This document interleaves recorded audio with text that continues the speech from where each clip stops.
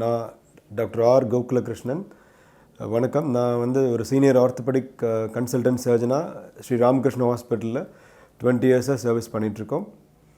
இன்றைக்கி நம்ம பார்க்க போகிற டாபிக் வந்து ஒரு காமனாக எல்லோரும் சந்திக்கக்கூடிய ஒரு problem, shoulder pain. Shoulder pain யாருக்கெல்லாம் வரும் அப்படின்னு பார்த்தோம்னா, ஏஜ் வித்தியாசம் இல்லாமல் வருது. அதில் காமனாக யங்கர் பீப்புளுக்கு ஒரு இன்ஜுரி, ஸ்போர்ட்ஸ் இன்ஜுரினால் வரக்கூடியது. எல்டர்லி பாப்புலேஷனுக்கு இன்ஜுரி இல்லாமையும் வரும், சில மெடிக்கல் காசஸ்னாலையும் ஷோல்டர் பெயின் வரும். இந்த ஷோல்டர் பெயின் கரெக்டான காரணத்தை கண்டுபிடிச்சி அதுக்குண்டான பேசிக் ட்ரீட்மெண்ட் நம்ம ஆரம்பிக்கணும். ஏஜ் வந்து உங்களுக்கு யங்கர் பீப்புளுக்கு வர ஸ்போர்ட்ஸ் இன்ஜுரி வந்து ப்ராப்பராக எக்ஸாமின் பண்ணி அதுக்குண்டான டெஸ்ட், எக்ஸ்ரே, எம்ஆர்ஐ எடுத்து எந்த மாதிரி டேமேஜ், மைல்டு டேமேஜ் அப்படின்னாக்கா அதுக்குண்டான மருந்து, எக்ஸசைசஸ் கொடுப்போம்.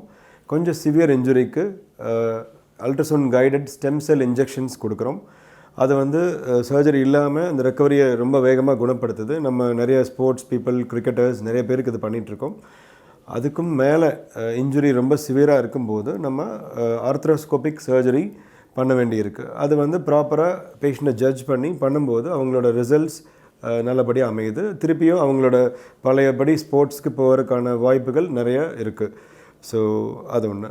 ஏஜ்டு பீப்புளுக்கு வரக்கூடிய காரணங்கள் இன்ஜுரி இல்லாமையும் வரலாம். அது வந்து தேய்மானம், ஏஜ் ஆக ஆக வேர் அண்ட் டேர். அந்த வேர் அண்ட் டேர் வந்து வெளிப்படும் போது ஒரு அதுக்குண்டான காரணத்தை நம்ம கண்டுபிடிக்க வேண்டியிருக்கு. அந்த காரணம் காமனாக டயபெட்டிஸ் உள்ளவங்களுக்கு இந்த மாதிரி ஷோல்டர் பெயின் காமனாக வரும். தசை நார்கள் வந்து ஜவ்வு டேமேஜ் ஆகி சுருங்கி அந்த ஜாயிண்ட்டோட அசைவுகள் நின்று போயிடும். அப்படி நிற்கும்போது நம்ம அதுக்கு உண்டான காரணத்தை கண்டுபிடிச்சி அதுக்கு எக்ஸ்ரே, எம்ஆர்ஐ எடுத்து எந்த அளவுக்கு அந்த ஜவ்வு சுருங்கி இருக்குது அப்படிங்கிறது தெரிஞ்சுட்டு ட்ரீட்மெண்ட் கொடுக்கணும். ட்ரீட்மெண்ட்டில் சிம்பிள் எக்ஸசைஸ், மெடிசன்லேயும் ஆரம்ப ஸ்டேஜில் சரி பண்ண முடியும். கொஞ்சம் அட்வான்ஸ் ஆயிடுச்சுன்னா வேக்ஸ் தெரப்பி, அல்ட்ராசவுண்டு தெரப்பி இந்த மாதிரி செஞ்சும் அந்த தோள்பட்ட ஜவ்வை சரி பண்ண முடியும்.